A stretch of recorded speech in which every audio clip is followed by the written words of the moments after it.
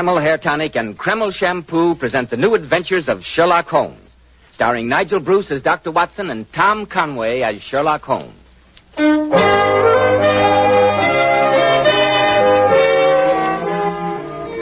now for that pleasant moment when we pay our weekly visit to Sherlock Holmes' celebrated friend, the eminent Dr. John H. Watson. Good evening, Mr. Bell. Come in and sit down. I thought you might have forgotten your date, Dr. Watson, when I saw that your door was closed. Not at all, my dear fellow. Rather the opposite. I'm afraid I'd neglected to keep an eye on the time. I was so deeply engrossed in searching through my files. With satisfactory results, I trust? Well, I hope you will find them so.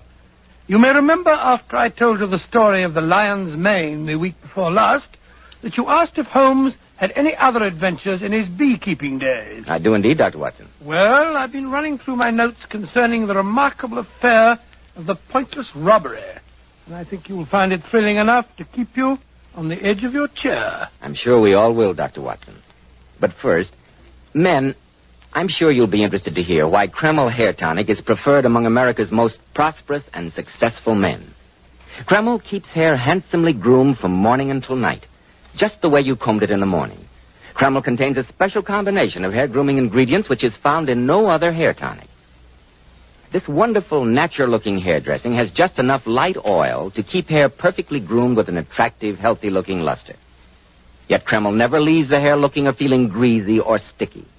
Kreml always looks and feels so clean on both hair and scalp. Be sure to try it, men. Kreml, Kreml Hair Tonic. And now, Dr. Watson, what's the story of the pointless robbery? Well, it all began, Mr. Bell, on a delightful summer morning in August 1913. I was spending the first day of a week's holiday visiting Holmes at the small farm on the South Downs to which he'd retired and where he was devoting himself to nothing more serious than the raising of bees. I must say, Holmes, that the quality of breakfast here convinces me that I've discovered the real reason for your devotion to rustic life. A very sound deduction, Watson. And there's much to be said for the peaceful atmosphere of the countryside after the noisy hubbub of London. A peace which I fear may be only too transient, Watson. I suggest that you omit reading the morning paper during your stay. All that talk of war in Europe, you mean? Nonsense, Holmes. In this year of our Lord, 1913, no civilized nation would dream of resorting to the outmoded fallacies of armed force. I trust you're right, Watson. I trust you're right. But, I say, Holmes, you've got a visitor. Somebody's coming up the path. It's Mr. Kenmore, the rector of our local church. Another donation is indicated, no doubt. It would take the national budget to keep the church's ancient organ in good repair. Be a good fellow, Watson, and open the door while I refill the teapot. That you are, Holmes. Good morning, Mr. Holmes. Good morning, Mr. Kenmore. This is my good friend, Dr. Watson. How do you do, sir? A cup of tea? No, thank you. No tea. And I must apologize for this unwarranted intrusion at such an early hour. Some pressing matter in connection with the church? No, Mr. Holmes. The cause of my visit is a most mysterious and disturbing occurrence which took place at my residence last night. Oh, really? I suppose you give me the facts. No doubt it will seem a minor matter to you, but I feel considerable agitation over it. Briefly, at some time last night, the rectory was broken into by thieves who ransacked the entire house, with the exception of the rooms in which my daughter Alice and I were sleeping. Gracious me. And what was stolen? Nothing. Nothing whatever. Was the thief frightened off? No, Mr. Holmes. We knew nothing of it until Alice came downstairs this morning to prepare my breakfast. She found the house in a state of the utmost confusion, obvious signs of forcible entry, and not a single thing missing. Odd. Very odd. I hesitate to ask you, Mr. Holmes, to concern yourself with such a trifle, but you know our worthy constable, Tom Wilson. Yes, an excellent man when it comes to unlighted bicycle lamps, but beyond that... come, Watson, let's accompany Mr. Kenmore to the rectory and see what we can discover.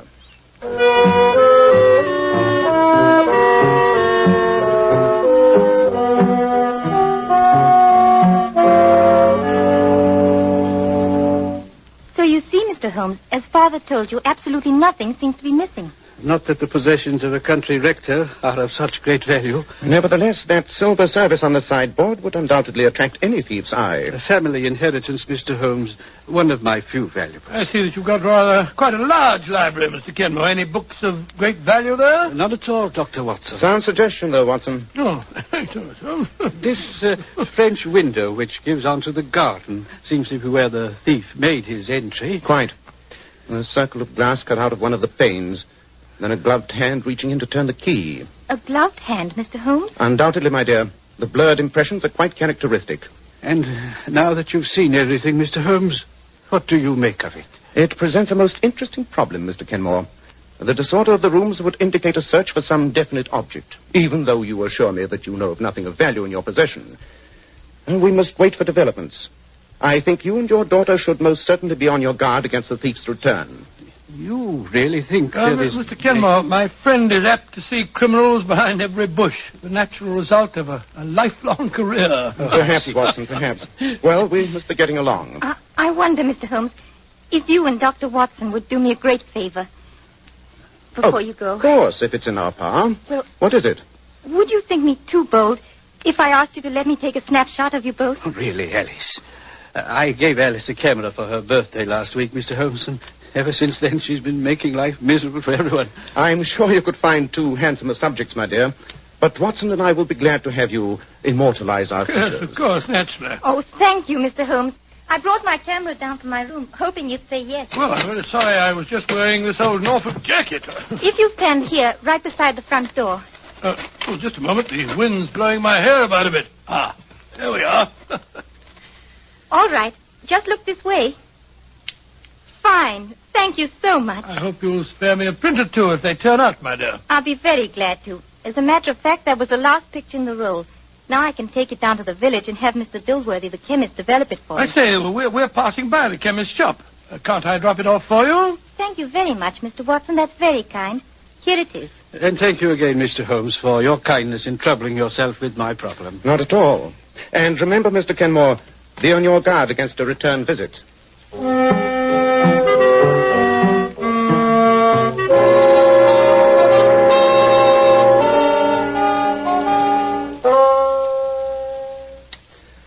Looks to me as though you're falling asleep over your book, Watson. What's it? Well, I must admit, Holmes, that the combination of country air and that excellent dinner had a very soporific effect on me. Oh, don't apologize. We country dwellers keep early hours. Certainly different from the old days in Baker Street. I'm surprised that you don't miss the excitement of the chase, Holmes. Professor Moriarty was the spice who kept the daily routine from becoming monotonous. But apparently he, too, seems to be in retirement. Oh, have you any news of him, Holmes? The last I heard, Scotland Yard had him fairly definitely located in South America. South America, huh? Which would indicate to anyone knowing the professor as well as I do that he may be anywhere on the face of the globe with the exception of South America. Well, old fella, I'm going upstairs to sleep the sleep. What the devil's that? The church bell. Come on, Watson. There must be something wrong at the rectory.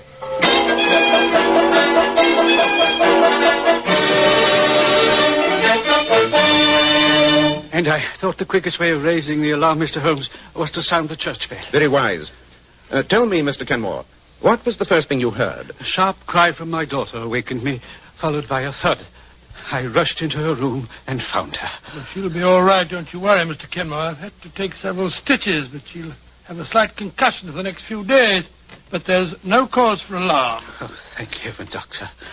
When I rushed in and saw her lying on the floor... Her assailant had fled by the time you entered? The open window showed only too clearly the miscreant's path. Well, you keep her in bed for a few days, give her a light diet, and she'll be right as rain. Oh, that face, the window. Well, she's semi-conscious, poor girl, to be quite expected after such a blow. No, don't touch me. Please. It's there on the shelf. No. The sleeping draught that I gave her will take effect soon. I blame myself, Mr. Holmes, for not having paid more attention to your warning. But That's of no importance now, Mr. Kenmore. What's that? Someone at the door. Pardon me. Wilson, high time you got here. You received my message? Oh, take your message as it brought me here, Mr. Kenmore. Worthy Constable Watson. There's been worse things happening in the village. What is it, Wilson? Oh, Oh, good evening, Mr. Holmes. Oh, there's fair devil's work afoot tonight. Oh, come, my man. What's up? Well, it's Mr. Dilworthy, the chemist. Well, what about him? In his rooms where he lives, back of his shop. Dead. Oh, Lying there on the floor with his head crushed in something savage. Dilworthy. Oh, horrible. Some prowling thief. No. Oh, no, sir. With the cash box sitting there in plain sight. With £4 and some odd shillings plain to see and not a penny touched. Dilworthy. Wait a moment. The ransacking of this house, the attack on Miss Alice, and now this. There's only one common denominator which applies to all three. I don't understand, Mr. Holmes. That film from Alice's camera, Watson. After we left here this morning and went to the village, you left it at Dilworthy's? Of course, it's got a... Oh, matter of fact, Holmes, I'm afraid I forgot all about it. Here's the roll in my pocket. I must apologize to Miss Alice. Not a bit of it, Watson. What do you mean, not a bit of it, Watson? I'm convinced that roll of film holds the solution of the mysterious events of the past 24 hours. And due to your convenient lapse of memory, we are in possession of the prize. But what prize are we in possession of? That, Watson, remains to be seen. Come, we just have time to catch the late train for London. A visit to Scotland Yard's laboratory will reveal the precious secret which that film is evidently concealing.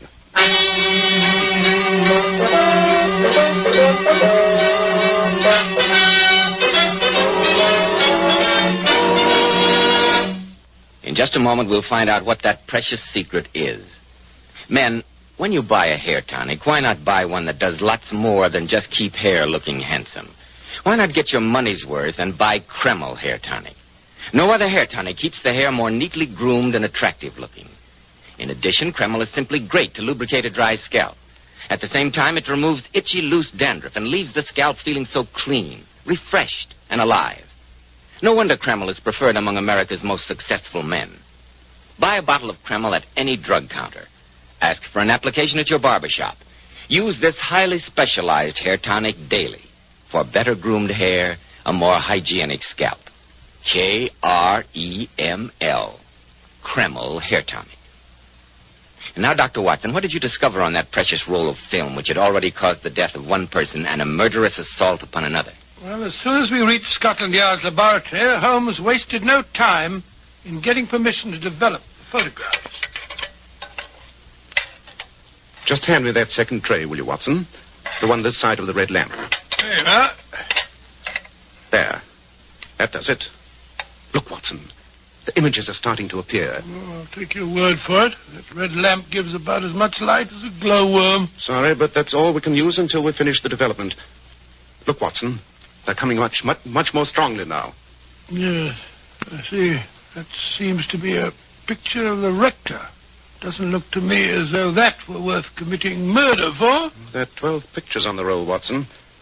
This next one seems to be a somewhat out-of-focus picture of the directory. That third one, sharper. Evidently a croquet match. I'm quite sure that we haven't gone tearing off on a wild goose chase, Holmes. Impossible, Watson. All the evidence indicates that this film must have been the objective. Ah, now that looks more interesting. Two girls on the beach in bathing suits. I say, Holmes. What? That girl on the left's got a fine figure, eh? Undoubtedly. But the composition is not improved by those other people in the middle background. I think that... Watson, hand me that lens. The large magnifier there. I thought you were displaying a cavalier lack of interest in such a shapely young lady. Well, I trust it's repaying your intense study. Look, Watson. Look here. Examine it closely through the lens. Well, a daring bathing suit, I must say. Has no sleeves. Not the girl, you idiot. What? The girl? The two men in the background. Oh. Take a good look at that one on the right. Oh, there's certainly something familiar about him. Holmes, it can't be. But it is, Watson. Beyond any shadow of doubt. Professor Moriarty himself, and no nearer to South America than the beaches of England. But I don't see why Moriarty should have been so anxious to secure this film. After all, Holmes, there's nothing particularly damning in a photograph of two men seated on a beach. When one of them is the world's most notorious criminal, and when he's quite ready to commit murder to regain the film. Watson, ask the inspector to call us a car. Where are we going? You and I and this precious film are paying a visit to Sir Edward at the Foreign Office at once.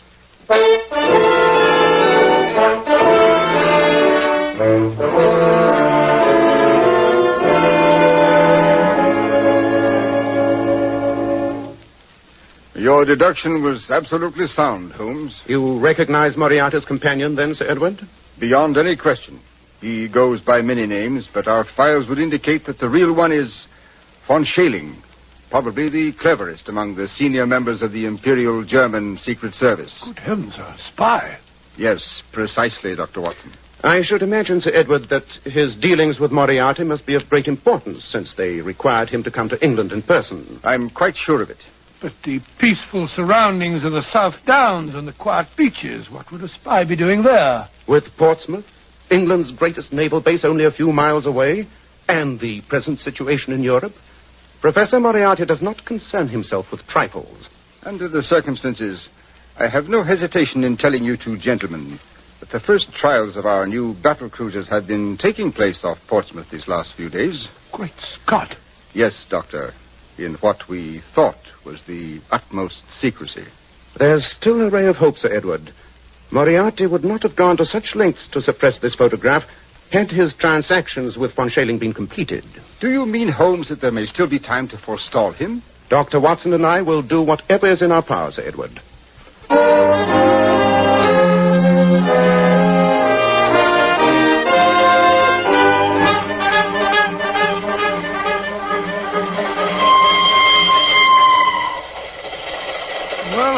Judging from the sudden change in your expression after your silence this past hour, you've evidently had an inspiration. We must bait a trap, Watson. And that film must be our bait. Professor Moriarty must be in a fury at his bungling subordinates, who've twice failed to recover it.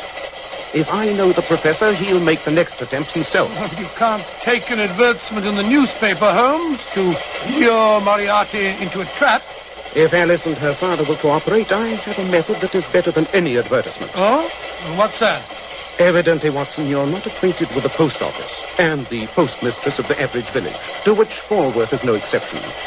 She fills the function of a town crier with the utmost efficiency. She will be our advertisement.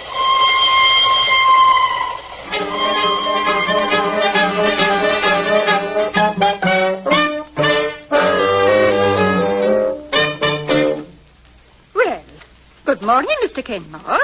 And how are you this fine morning? And how is poor Miss Alice coming along? Very well indeed, thank you, Mrs. Roberts. Ah, that's a blessing. And what can I do for you today? A shilling's worth of penny stamps, please. I do hope the young lady will be up and about again soon. We miss her cheery face. You know, Mrs. Roberts, there was an odd thing about that robbery at the rectory. What was that? All the intruder took was Alice's camera. Fancy that. After he struck her down. Not a very valuable bit of loot. No, indeed. Alice is glad she happened to remove the film that very afternoon. It's still on the library desk. Is it really now? I must remember to have it developed. Well, it's a mercy that nothing worse happened. Oh, I almost forgot. Here's your stamps, Mr. Kenmore.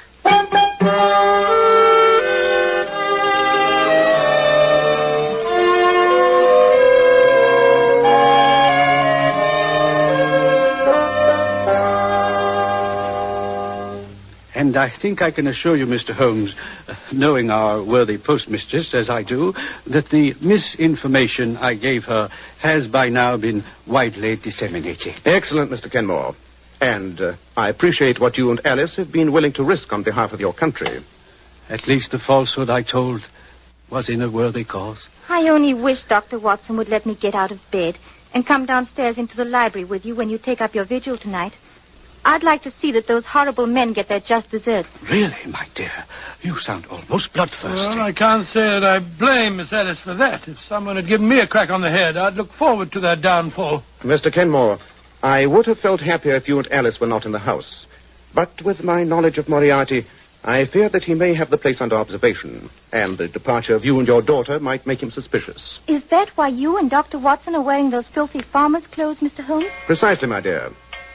8 o'clock. Time we were beginning our vigil. Mr. Kenmore, you will remain on guard with Alice here in her room. No matter what happens in the library, this is your post of duty. Very well, Mr. Holmes. You have your service revolver, Watson? Certainly. Come then. We must be concealed and in readiness for our visitor at whatever hour he may arrive.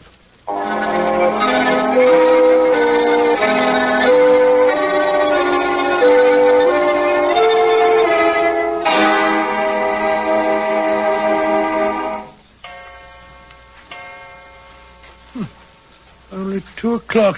I'm so cramped from standing behind these curtains that I thought it must be the morning. What price the peaceful countryside now, Watson? Well, I must say that... What is it? A faint sound on the gravel path. It might be a nocturnal animal or... No. There it is again. Footsteps. Is your gun ready, Watson? Ready, Holmes. He'll probably come through the French windows.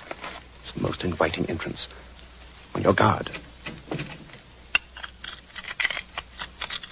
Cutting out the pane of glass.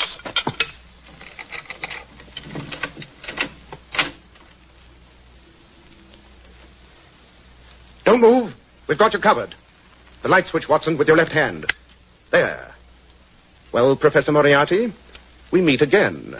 If it isn't Mr. Sherlock Holmes and Dr. Watson. Keep that gun on him, Watson, while I see if he's carrying a weapon. And render myself liable to a long prison sentence.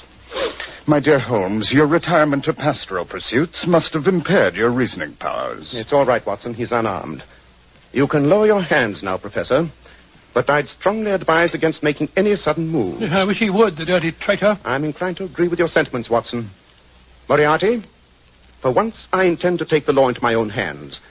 I can forgive a criminal, or a forger, or a thief, or even a murderer. But a traitor is something else. I don't understand what you're driving at. Certain backward Balkan countries, Moriarty, have an extremely convenient system of disposing of unwanted prisoners. They are invariably shot while attempting to escape. You wouldn't dare. You who have always stood on the side of the law. Have you ever known me to break my word? I assure you, Moriarty, that unless you consent to turn over von Schailing to us, together with any information you have for him, you will be dead by the time I count 10. And I promise you that Watson won't hesitate either. Yeah, you bet I won't, Holmes. Take your choice, Moriarty. 1, 2, 3, 4. All right, Holmes. You win. This time. A wise decision. Where were you to meet von Schailing? And what were you to deliver to him? At midnight tomorrow, on a beach 6 miles south of here. He has a rendezvous there with a submarine that is to take him back to Germany. And the figures on the new cruisers are hidden at my lodgings in Portsmouth. We'll keep that appointment with von Schailing tomorrow night. And to make sure that you have no chance for further treachery, you'll remain with us until he's in our hands.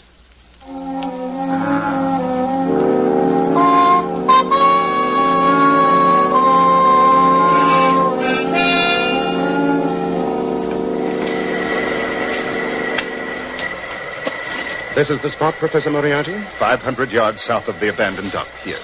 Very well. Watson and I will remain here behind these bushes. You, Professor, will walk out alone onto the sands. I intend to take no chances of scaring off our quarry. I haven't much choice in the matter. Just a moment. Yes? Remember that we have you in plain sight, that the moonlight is strong, and that the slightest sign of treachery will be the signal for your well-deserved execution. I won't forget, Mr. Holmes. I hate to think of his going scot-free, Holmes. You cannot hate it more than I do, Watson. But letting him go free is a cheap price to pay for the scotching of his plans and the capture of von Schailing. Here comes a car. This must be von Schailing. No one else would be on this deserted road at this hour of night. Oh, the car's stopping. There's only one man in it. He's getting out. It is von Schailing. Ah, Herr Professor. I knew I could depend on you. Right, Watson. Put up your hands, you. The devil... Look out, Watson! Quick work, Watson. Oh, curse you, Moriarty. You have betrayed me. Precisely, Herr von Schailing. But why should the fact that a traitor will engage in a double betrayal surprise you? He'll be all right, Holmes. Hiding a nasty flesh wound in his leg. Well, Mr. Holmes, you have the papers and the spy. I've kept my part of the bargain. Now you keep yours. Don't worry, Moriarty, I shall. But you can count yourself lucky that the stakes for which we were playing were far more value than your traitorous life. I promise you that next time we meet, you will pay your long overdue reckoning. I shall look forward to it. Au revoir. Till our next meeting. What infernal cheek. I hate to see him go free. No more than I do, Watson. Well, at least we've had the best of the bargain. Now let's load our prisoner into the car. And who are you, anyway? The devil? Oh, hardly so eminent a personage, von Schailing. My name is Sherlock Holmes. So, I might have guessed. Oh. He's fainted. Just as well, perhaps. Here, Holmes, we'll put him in the back seat of the car.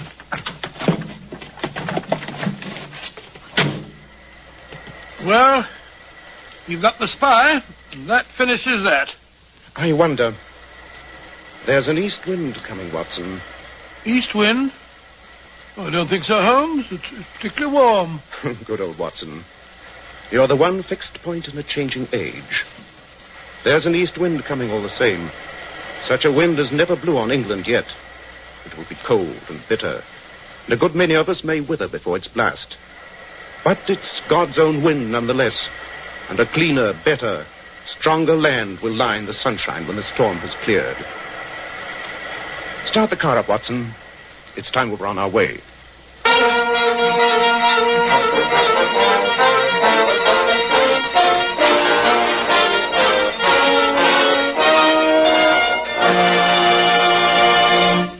And now may I introduce one of the outstanding authorities on feminine beauty. He is John Robert Powers, who has received hundreds of thousands of requests from girls all over the country, girls wishing to join his exclusive Powers Girls. And now, especially transcribed, Mr. John Robert Powers. Good evening, friends. I'm very happy tonight to bring along one of my very attractive Powers girls, Miss Pat Fordyce. And maybe we can coax Pat to tell us what she considers one of the most important requirements of a Powers girl. How about it, Pat? Well, I think one of the most important requisites is lovely, shining, bright hair.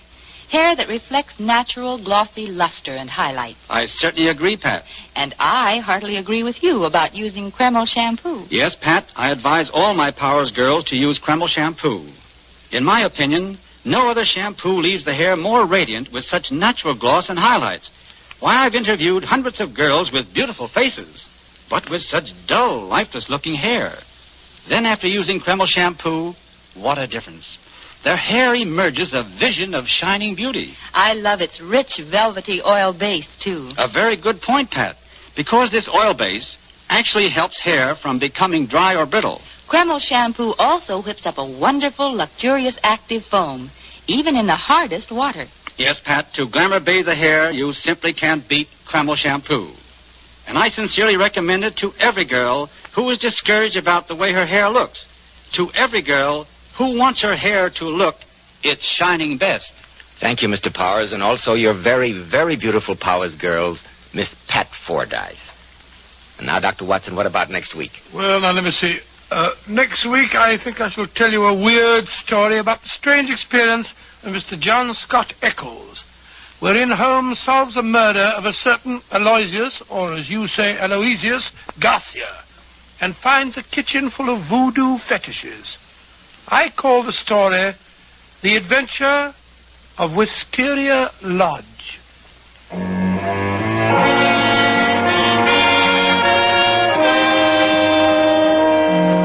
Tonight's Sherlock Holmes adventure was suggested by an incident in Sir Arthur Conan Doyle's story, His Last Bow. Nigel Bruce appeared by permission of California Pictures. Tom Conway through the courtesy of Eagle Lion Pictures. The Sherlock Holmes series is produced by Tom McKnight, with original music composed and conducted by Alex Stangert. This is Joseph Bell, speaking for Kreml Hair Tonic and Kreml Shampoo, and inviting you to listen next week at this same time, when Dr. Watson will tell us about the adventure of Wisteria Lodge.